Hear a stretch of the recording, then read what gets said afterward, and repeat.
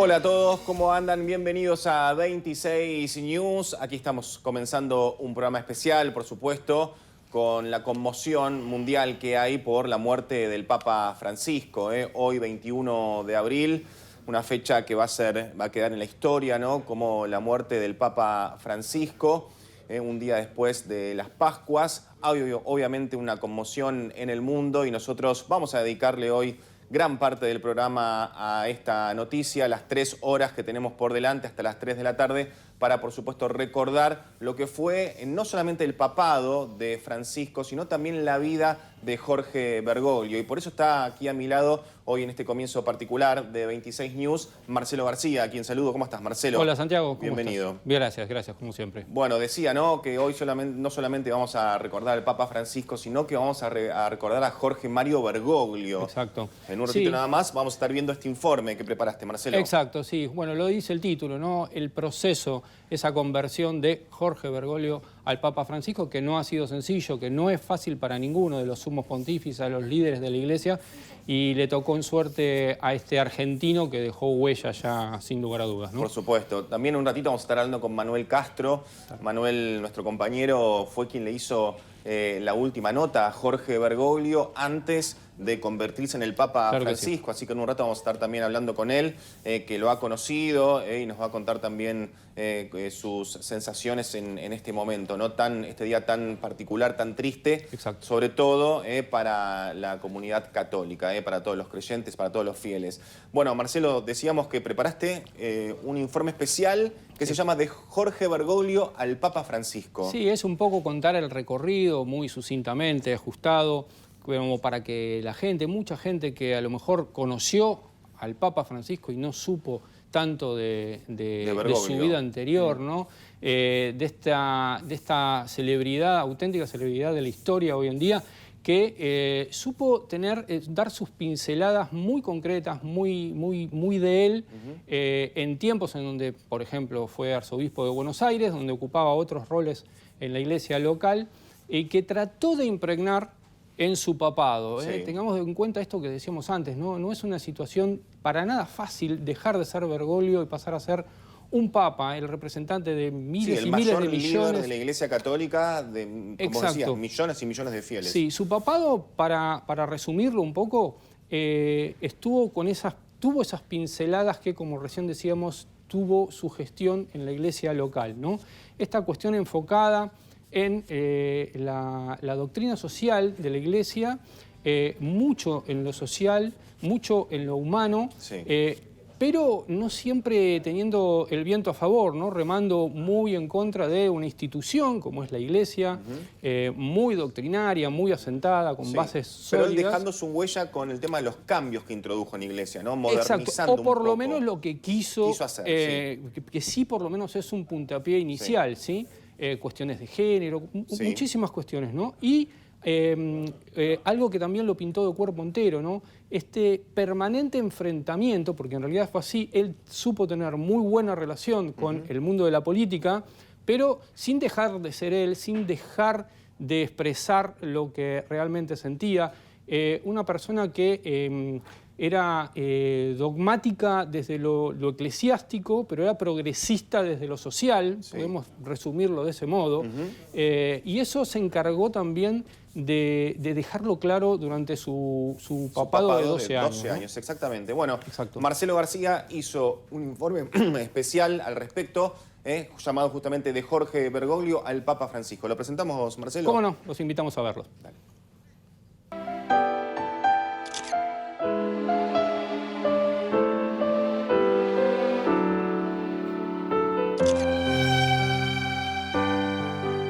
Jorge Mario Bergoglio nació el 17 de diciembre de 1936 en Buenos Aires, Argentina, en el seno de una familia de origen italiano. Su padre, Mario Bergoglio, era empleado ferroviario y su madre, Regina María Sibori, ama de casa. Desde joven mostró interés en la religión y la literatura. Se graduó como técnico químico, pero luego decidió ingresar al seminario.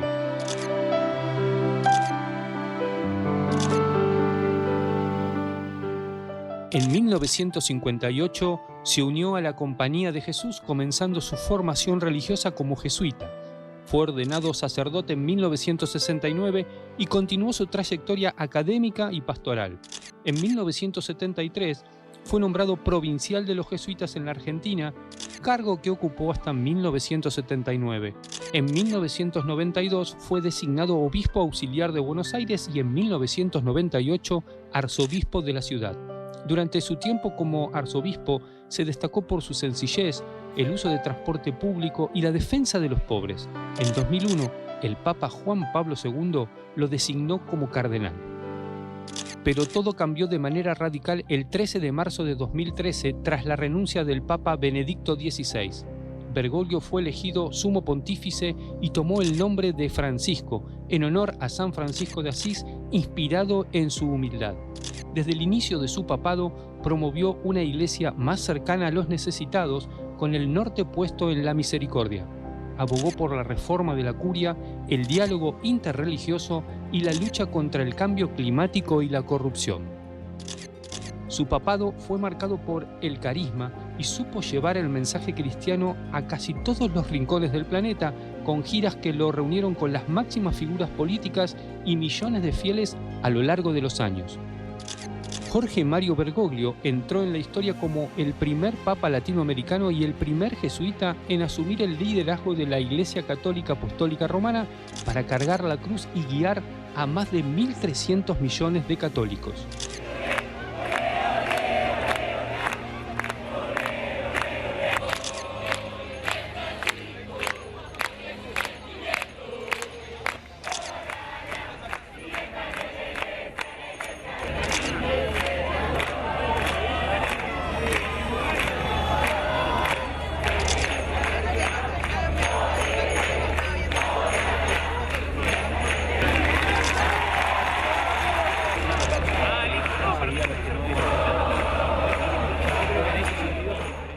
A lo largo de su vida, el Papa Francisco se enfrentó a diversos problemas de salud, incluyendo la extirpación de parte de un pulmón en los días de su juventud, operaciones de colon y hernia abdominal.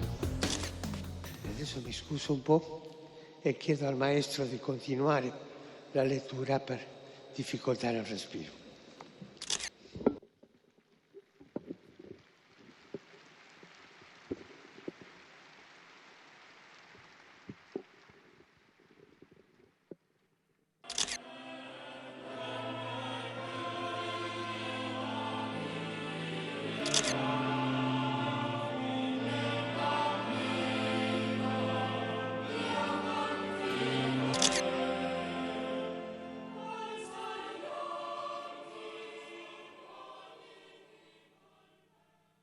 El 14 de febrero de 2025 fue ingresado en el Hospital Gemelli de Roma debido a una bronquitis. Luego su condición se complicó por una infección respiratoria y posteriormente se le diagnosticó una neumonía bilateral, haciendo que su cuadro clínico se agravara.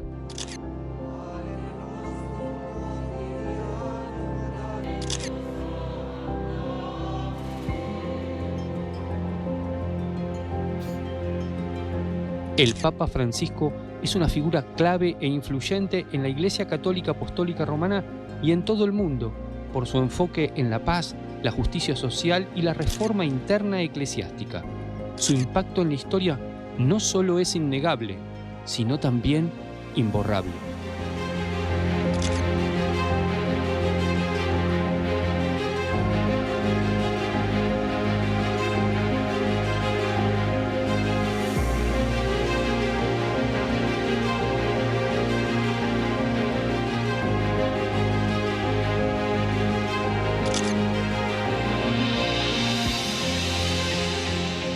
Bueno, es fuerte realmente, ¿no? Hablar de este tema, leerlo, ¿no? Ahí en esa placa final de tu informe, Marcelo, ¿no? La fecha 21 de abril de 2025, el día que muere el Papa Francisco, cuando ayer, 20 de abril, domingo de Pascua, se lo vio, ¿no? En medio de las celebraciones por las Pascuas, allí en el Vaticano, y hoy a las 7:35 de la mañana, hora de Roma, daban el anuncio oficial de su muerte, ¿no? Exacto, lo que tantas veces decimos, ¿no, Santiago? Estamos viendo la historia que se escribe, ¿no? Sí. Justamente nosotros aprovechando la vertical de 26 historias. Para cerrar, si te parece, sí, dos cositas. Algo del nombre me gustaría que digas, ¿no? Claro. Del Papa Francisco. Exacto. ¿Por qué esa elección? Exacto, Santi. No es menor. Vos tenés en cuenta que el momento de la asunción al trono de Roma de Bergoglio, del Papa Francisco, se dio en momentos en que, no quiere decir que no esté sucediendo todavía, de una verdadera diáspora de fieles católicos, apostólicos, romanos, por diferentes cuestiones, no vienen al caso en este momento.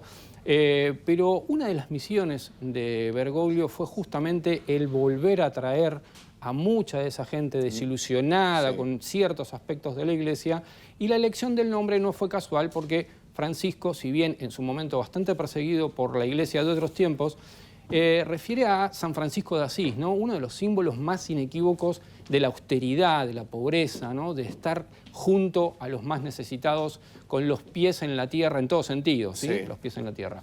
Eso por un lado, en parte, el Papa Francisco logró ese cometido. Y para cerrar, si te parece, un poco comentar esto que hablábamos antes, esas pinceladas propias de Bergoglio en el papado, durante su estadía en el Vaticano, que no dejó de ser muy distinta pese al entorno, ¿no? Que no es fácil.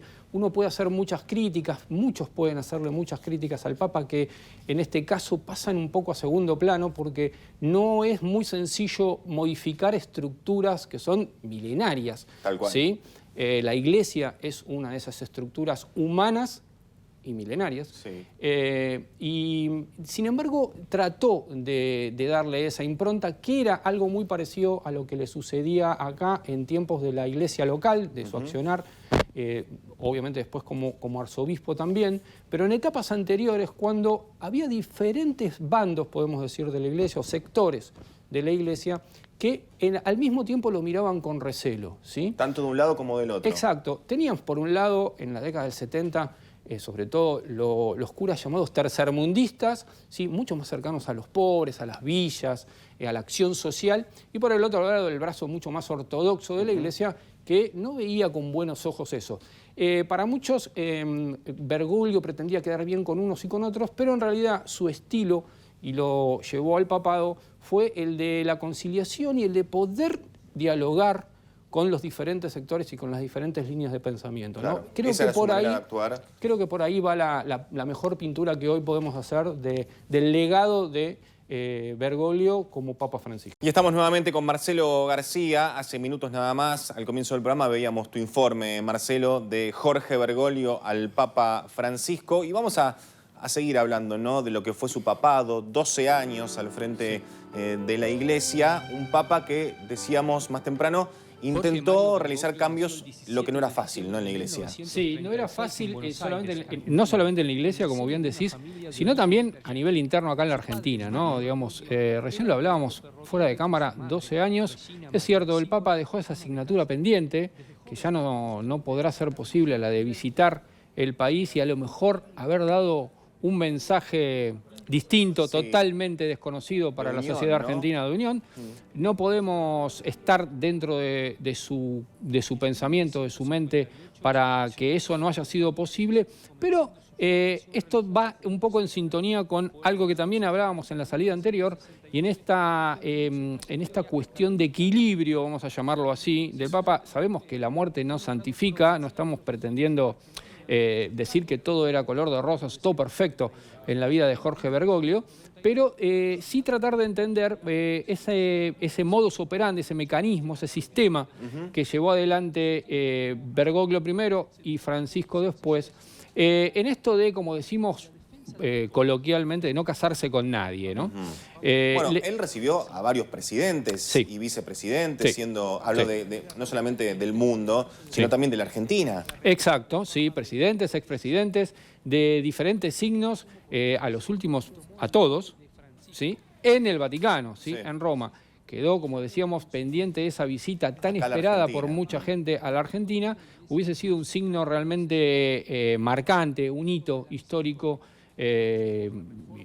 elucubrábamos recién qué hubiese sucedido con el Papa Francisco en la Argentina y una foto, una reunión con todos los presidentes constitucionales vivos, por ejemplo. Creo que hubiese sido un mensaje fenomenal. Hubiese sido genial, hubiese sido fantástico, pero bueno, no sucedió. Y lo mismo le sucedía en el seno de la Iglesia, ¿no? Lo planteábamos un poco antes, ¿no? Estas miradas en los polos opuestos internos de la comunidad eclesiástica, en donde lo miraban con recelo, de reojo, de un lado, del otro, los más progresistas, los más ortodoxos, la línea dura, la línea más cercana a la gente, a las necesidades de los pobres. Y él...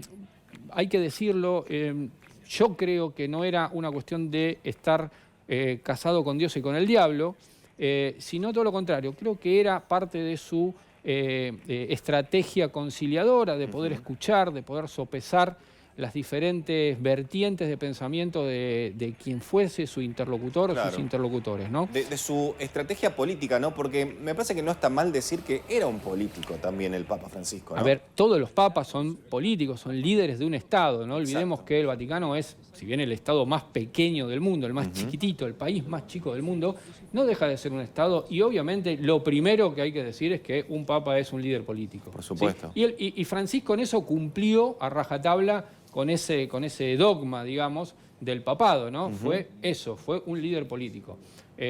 Hasta muy recientemente, ayer mismo, antes de ayer, el vicepresidente de los Estados Unidos. Exactamente, presente ayer en el Vaticano. Exacto, la pareja real de Gran Bretaña. Un personaje permanentemente consultado, escuchado, atendido en serio, ¿no? por grandes líderes. Y un poco lo que decíamos antes, esto de haber recibido a presidentes, expresidentes, presidentas, expresidentas, algunos con un gesto un poco más adusto. Sí, eso es cierto también, ¿no? Por lo menos en las fotos que trascendían de esos encuentros. Daba una opinión allí también, pero en definitiva, bueno, hoy lo vemos con el triste resultado, con la noticia de su fallecimiento, que prácticamente no hubo sector de ninguna índole ideológica que dejara de reconocer lo que es a su liderazgo. Me parece que la palabra liderazgo... Ahí está. Eso creo que es la palabra justa. ¿Sí? Creo que fue un líder. Y no olvidemos de vuelta que para hacer cambios, para liderar justamente una institución como lo es la Iglesia Católica, es muy difícil implementar. Lo habrás escuchado, a mí me pasó, gente conocida, amigos.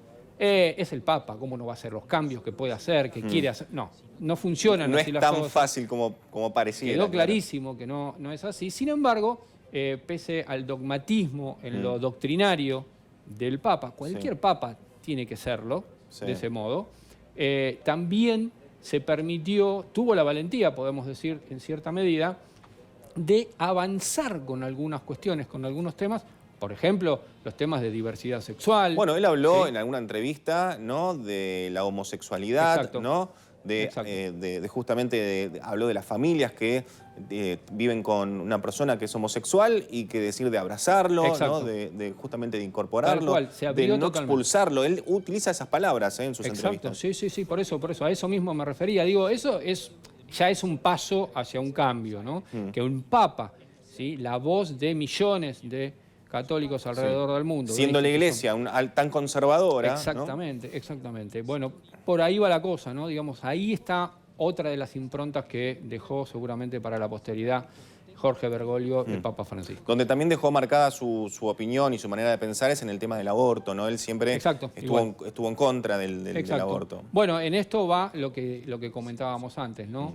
Dogmático dentro de la doctrina de la Iglesia, pero con una cuestión mirada muy particularmente hacia lo social, ¿sí? Y estas cuestiones tienen obviamente que ver con lo social en el mundo que vivimos, por supuesto, ¿no? Esta apertura, animarse a verbalizar esa necesidad de un cambio que cada vez se va a ir viendo un poco más y que seguramente va a hacer carne en el futuro. No sé si lo vamos a llegar a ver nosotros, pero otro, ¿no? El mate, ¿no? El mate, Bergoglio y el mate.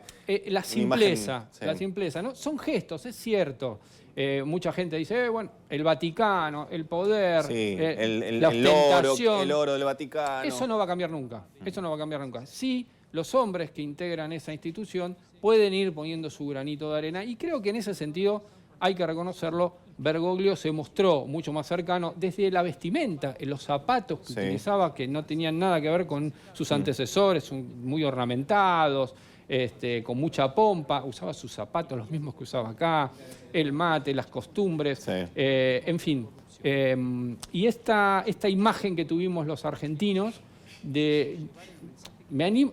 no quisiera compararlo con un Maradona, con un Messi, pero esta cuestión de tener como una complicidad de los argentinos con el Papa, pese a la distancia, pese a no haber venido, saber lo argentino, saber que en la intimidad disfrutaba del fútbol, disfrutaba de su equipo, podía hacer bromas, podía ser muy espontáneo incluso en las reuniones que se daban en la Plaza de San Pedro. Lo vimos hace un tiempo con una mujer con la que se enojó porque lo agarró de la mano. O sea, porque lo tironeó un poco. Muy humano, y creo que eso colaboró muchísimo, junto con esto del nombre de la elección que decíamos antes. A eso iba. Vos comenzaste cuando presentaste el informe diciendo que él llega a la iglesia en un momento en que muchos fieles se apartaban de la iglesia, ¿no? Exacto. Él logró después que muchos vuelvan a creer en la fe católica y a creer en la iglesia. Y es que en eso también colaboró mucho lo ecuménico que fue, en el verdadero sentido de la palabra, Francisco. No hacía mucha laraca, digámoslo así, de manera muy simple, con estas cuestiones, pero tenía muy buena relación, excelente relación con el resto de los líderes de todas las iglesias, ¿sí? Con la religión judía, con los musulmanes, ¿sí? Se reunía periódicamente, es decir, buscó mucho eso y buscó acercar gente que a lo mejor o dejó de creer o que se había alejado a otras creencias, a otros credos, ¿no?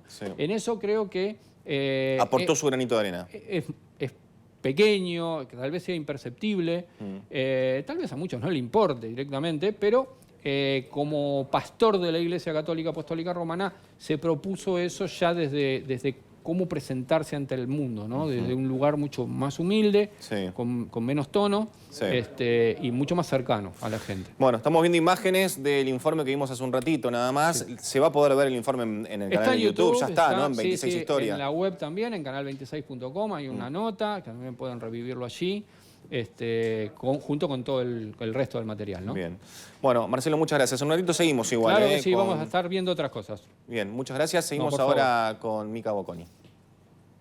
Enseguida vamos a estar con ella allí con más información y con incluso informes respecto a este día, que es la muerte del Papa Francisco, que nos lo va a vincular ahora Mica con el mundo del espectáculo también.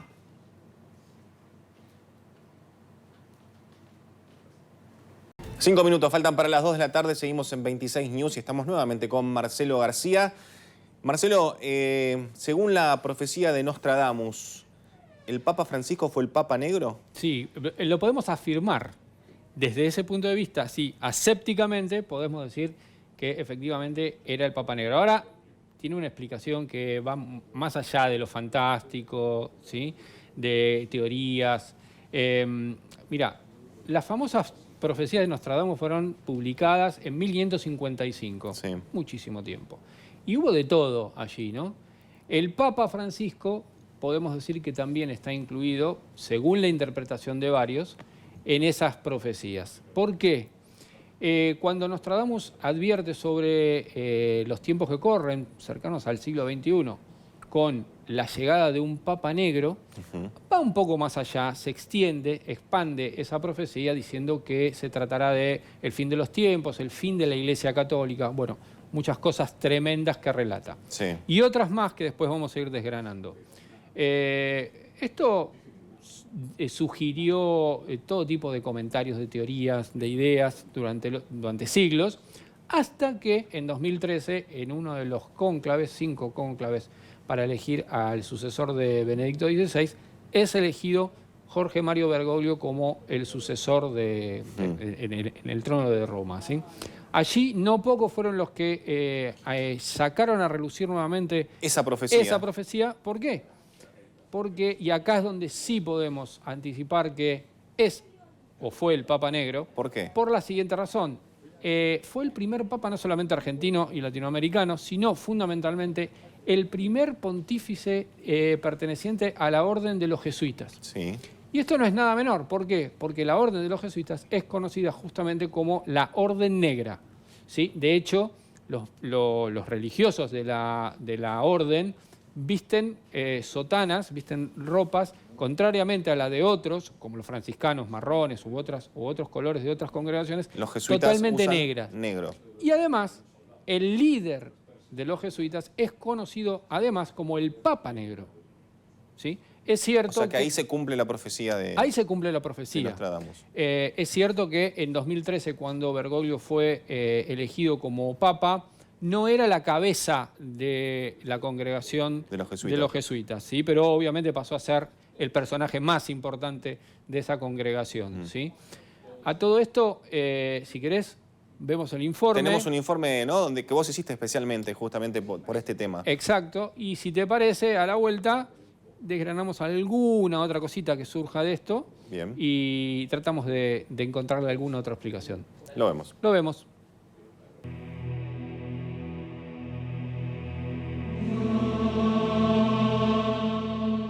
El 13 de marzo de 2013, tras la renuncia de Benedicto XVI, el argentino Jorge Mario Bergoglio fue elegido como el Papa de la Iglesia Católica. Tras el largo cónclave de 5 votaciones, no fueron pocos los sorprendidos por la elección a cargo de los cardenales. Hubo en ese momento 2 motivos que daban lugar a la sorpresa. Se trata del primer sumo pontífice hispanoamericano, el primero no europeo electo en siglos, y por otro lado, es el primer jesuita en llegar al trono del Vaticano en toda la historia. Pero el hecho de que sea efectivamente el primero de esta orden religiosa en convertirse en pastor universal de millones de fieles cristianos coincide, sorprendentemente o no, con la popular profecía de Nostradamus sobre el Papa Negro, ya que al superior de la Compañía de Jesús se lo conoce bajo ese nombre. De hecho, a la congregación religiosa toda también se la denomina como la Orden Negra. Alguna vez, el famoso profeta tuvo la visión sobre la llegada de un papa de algún modo considerado de color en el siglo XXI. Aquel que tendría el dudoso privilegio de anunciar el fin de los tiempos. Sobre este punto, hay quienes interpretan esto como el fin del mundo, mientras que muchos afirman, en cambio, que en realidad se trataría ni más ni menos que del fin de la Iglesia Católica. Nostradamus se animó a profetizar que tras el reinado de este Papa ya no habría ningún otro y que luego llegaría el tan temido Apocalipsis. Michel de Notre Dame, nacido en Francia el 14 de diciembre de 1503 y fallecido el 2 de julio de 1566, fue también llamado Michel Nostradame, aunque pasó a la posteridad bajo el nombre latinizado y muy difundido de Nostradamus. Era un boticario y un afamado maestro en el oculto arte de adivinar o predecir el futuro, cuyo libro más conocido aún sigue cautivando a propios y extraños. Las profecías, una larga serie de 942 cuartetas escritas en clave poética que, según muchos afirman, predicen eventos que aún están por venir. El libro se publicó por primera vez en 1555 y aún sigue siendo de los más vendidos en todas partes del mundo y en casi todos los idiomas. Dijo Nostradamus: al principio habrá enfermedades mortales como advertencia, luego habrá plagas, morirán muchos animales, habrá catástrofes, cambios climáticos y finalmente empezarán las guerras e invasiones en la era del Rey Negro. A la luz de los hechos, resulta imposible no relacionar la profecía de Nostradamus con la aparición del coronavirus que detuvo al planeta por casi 2 años, los terremotos a repetición que azotaron Turquía y Siria, los incendios naturales como los de Sicilia en 2023 o Grecia y Portugal en 2024, además de la guerra de Rusia desatada contra Ucrania o el choque entre Israel y el grupo terrorista Hamas que amenazan con convertirse en conflictos bélicos mundiales. Pero esta predicción también puede asociarse directamente con el nombramiento de Jorge Mario Bergoglio como sumo pontífice de la Iglesia Católica, porque justamente pertenece a la Orden de los Jesuitas, la congregación que, sin lugar a dudas, fue una de las más influyentes a través de la larga historia del catolicismo y cuyo máximo representante es conocido como el Papa Negro, un apelativo que proviene del color de las sotanas que visten tradicionalmente los miembros de la congregación y que contrasta con el color blanco históricamente utilizado en la vestimenta papal.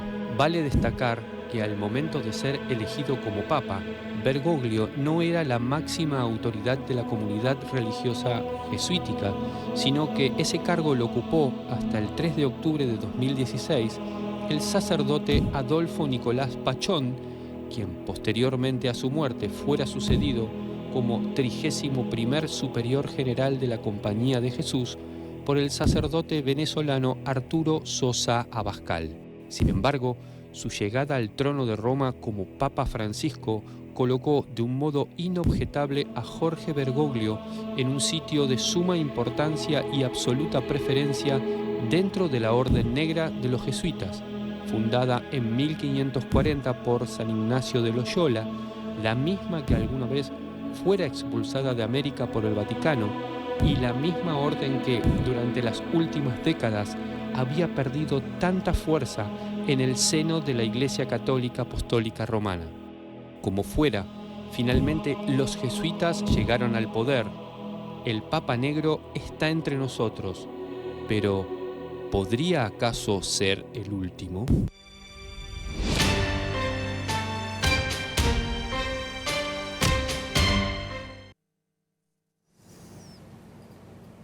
Bueno, así pasaba el informe de Marcelo sobre Papa Francisco, el Papa Negro, ¿no? Y si seguimos desgranando, como decís vos, las profecías de Nostradamus, se podría hacer otra vinculación, ¿no?, con lo que pasó durante el papado de Francisco. Bueno, habla la profecía de una epidemia mundial, ¿sí? Y no podemos dejar de relacionarlo, no hay modo de dejar de pegarlo con lo que sucedió con la pandemia, ¿no? Que fue durante el papado de Francisco, claro. Durante el papado, ¿sí? Después hay otras líneas de esa profecía que, bueno, quedan ahí sueltas, quedan como cabos sueltos. El último papa, y podría seguir esa profecía, ¿no? Tal vez el último papa jesuita. De hecho, cuando fue elegido como papa, la orden de los jesuitas estaba en el seno de la iglesia, sí, en Roma, estoy hablando, estaba perdiendo fuerza. Entonces, bueno, tal vez se lo pueda relacionar por allí. De esa manera. Pero lo concreto es lo otro, ¿no? Lo que sí nos da lugar a el título